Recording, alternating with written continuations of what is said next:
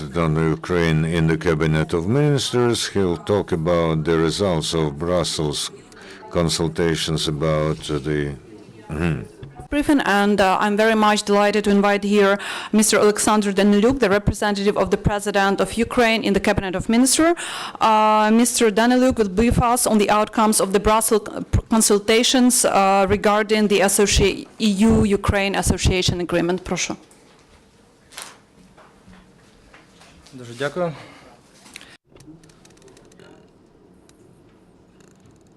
Good afternoon. I'd try to very briefly tell you about major points of consultations in Brussels. During the last round of trilateral consultations that happened in Brussels last Friday, the following agreements were reached. First, the temporary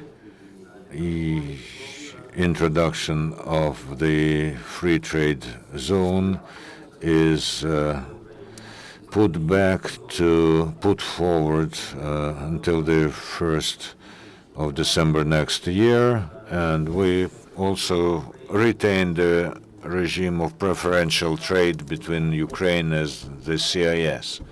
This is a very simple formula, and I'll try to explain what stands behind the words.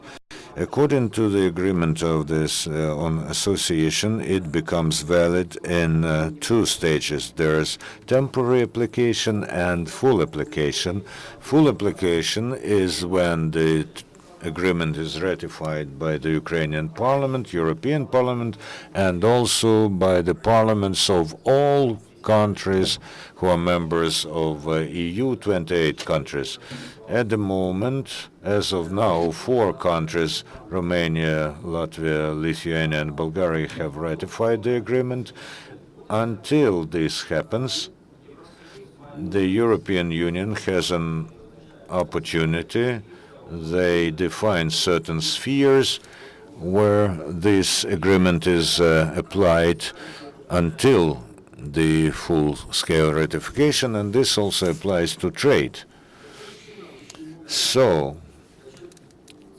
if this happens, and this will happen, from the moment of the temporary application of the agreement, we will have mutual obligations between the European Union and Ukraine. Ukraine will have some obligations towards the European Union, and the European Union will have some obligations towards Ukraine. From the point of view of Ukraine, our obligations will include gradual decrease of tariffs on the export from European Union, the adjustment of our legislation as far as technical regulation and phytosanitary measures are concerned. However, not waiting for this, as a sign of support for Ukraine, as early as in April this year, the European Union unilaterally opened its market for Ukraine, without waiting for ratification or for us to fulfill our obligations about the free trade agreement zone, free trade zone. And we are now in the situation that you see the open market, we have to work with it. But let's join two components together. What has happened in reality? Our obligations towards the European Union are delayed for a year. So at the moment, we are not obliged to decrease our import duties, and we do not have to adjust our legislation. We don't have these obligations. But the European Union, in spite of this, still holds its market open for us. This is, of course, beneficial for Ukraine. Now let's talk about the third component. That's about the preferential trade between Ukraine and the CIS. I don't want to hide this, but more than once Russia said that if we do not heed their position, then Russia will change the trade between CIS and Ukraine to the most favored nation regime. This is a very loud phrase, but in reality it means that they will increase tariffs for Ukraine, duties for Ukraine, and this means that we will be losing about 3 billion. So for us, this is a rather significant threat. During the talks, we understood that this is very important, an important threat, but this is not the only threat. So we were taking it all comprehensively. In order to avoid any manipulations, I'd tell you what these agreements have not provided for. You understand that there's no delay in ratification of the agreement. Tomorrow it will be simultaneously ratified by the European Parliament and the Parliament of Ukraine simultaneously, and this is part of the agreement between President Poroshenko and President of Europarlament Schulz. Again, these agreements did not concern any delay of Euro integration processes in Ukraine. There's no thought about this, and the President has emphasized this, and the Prime Minister has confirmed this at the Yalta European Strategy Conference in Kiev on Friday and Saturday. And this does not mean any changes into this agreement, which was critically important for us, because any change, even one comma or one letter, means that we enter a process that delays ratification. And if we had agreed to just one comma, that would mean that the ratification would have been delayed for 2 years as a minimum. So these are major results. I understand that there were comments already on this score, and that's why I think that this information is sufficient, and I would like to answer questions now. Any questions, dear colleagues? You mentioned that Russia insisted and threatened in different ways. What were the threats, and why does Ukrainian side want to have some legal support for these agreements? Let us talk about threats. First of all, we see and we feel the threats. These are not just trade sanctions, which, by the way, are full-scale, are applied to us full-scale. We see what's happening in the east of Ukraine, and that is why to say directly that during negotiations they would tell what will be happening to Ukraine, that's not true. Different channels are used, and these are not just about Ukraine only. De facto, we are in the state of war, and we're ready to many things, even talking about losses that I mentioned from this regime of the biggest assistance. That would mean a big loss, but we are ready to that. But let's look at the whole set, and part of that was communicated to the European Union. The European Union looks at that not as a process. The main thing is result. Now we have a serious escalation, and European Union agreed to help us. I can say that they somehow sort of politically supporting Russia as well, but from the economic point of view, they are supporting Ukraine, and they understand that there's sense to make this political step to reduce the tension in Ukraine. Unless there were these agreements, then next week or from the 1st of November, there would be the next stage of escalation in the east. I don't exclude that. That is why this is a comprehensive agreement. The microphone is not used. Sorry. I do not understand what you mean when you say it should be legally supported. During the consultations, Russia, in fact, wanted to have a document that would guarantee that these and these amendments will be introduced into the agreement. Why? Because they understood that this process will delay time, and most probably, because we will not agree on the document, we will have to delay the ratification itself. And they were talking about some legal agreements. But now there was the meeting of the ministers. They all had powers. There is an agreement, and there's no sense to fix it legally. So there are standard procedures in Europe, and these are the decision of European Commission, then the Council, and then European Parliament. That's about ATM. Autonomous trade preferences. That should be done in Europe, and this should be done by the 1st of November. And Europe demonstrates when needed they can move quickly.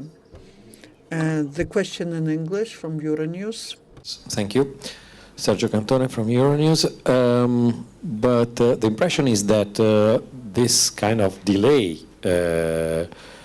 has been engineered in cooperation with Russia and the European Union in order to allow Russia one day to claim and to ask Ukraine to enter into some kind of legal relationship with the custom union. And that's the real reason and the real aim of this delay.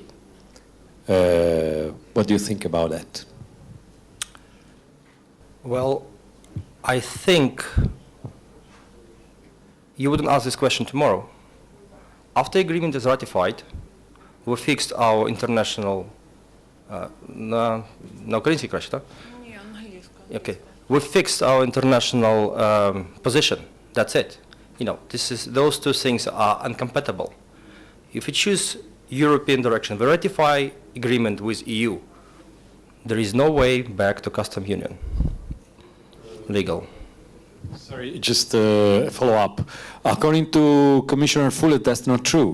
They say that anyway, any agreement with the European Union doesn't exclude and doesn't rule out any other kind of agreement, and any kind of agreement is stressed with other blocs and with other countries. It's a complete, free and open relationship. That's what he said, commenting the same question a couple of days ago at the Yes Forum. So I think that there is a small, tiny contradiction here. I don't want to argue with Mr. Fuller, especially he's not here, right? But as I said, this is a political decision. This is European integration. There could be some relationship with custom union, and I know what kind of relationship it could be. For example, that was part of our consultations, right? We had, for example, issues of technical regulation, right? How can we, in interim period, still use technical standards which would allow our producers to export to Russia, right? So we found a solution. For each sphere, there is a solution without changing the agreement.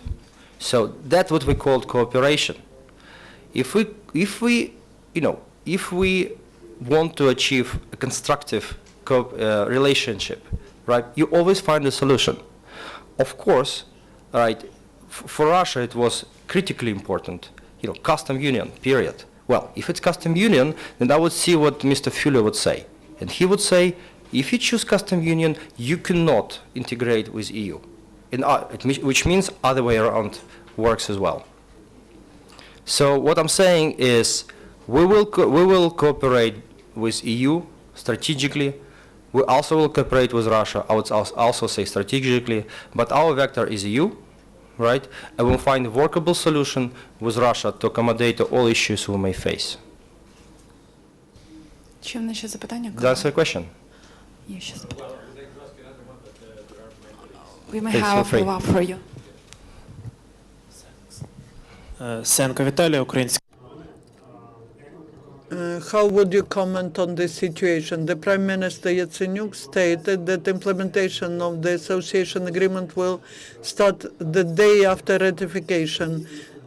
On the Russian side, they stated that if Ukraine somehow secretly is trying to implement the agreement, then they will liquidate for us the preferences within the free trade area, within the independent states